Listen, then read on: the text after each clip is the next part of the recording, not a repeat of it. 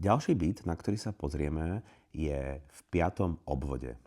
Je to blízko Liberty Square, alebo teda námestia Slobody.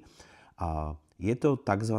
Prime location, jedna z najkrajších častí Budapešti, aká vôbec existuje.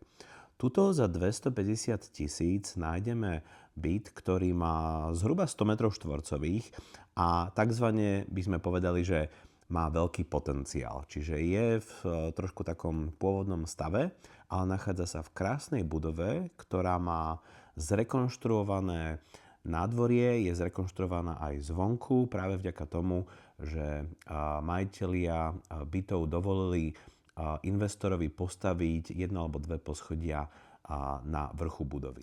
Našu obhľadku začíname vstupom. Hneď po pravej strane sa nachádza takáto, nazvime to skladový priestor, mohla by to byť nejaká šatníková skriňa.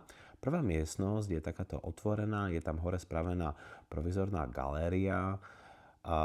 Majiteľ to používal ako kadečo, ako také svoje pracovné štúdio.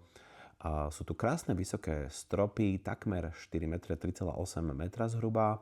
Ďalšia miestnosť je obývačka. Je to veľký otvorený priestor s veľkými oknami do vnútrobloku, do nádvoria. Môžeme sa pozrieť, že ten dom je naozaj že krásne zrekonštruovaný. Vedľa obývačky, alebo súčasťou obývačky, dá sa povedať, takáto oddelená kuchynka. Nazval by som ju funkčnou. Z kuchynky máme vstup do kúpeľne, kde vpravo je toaleta, nejaký boiler, umývadlo a takáto srandovná sprcha. Tiež by som to nazval skôr provizórne.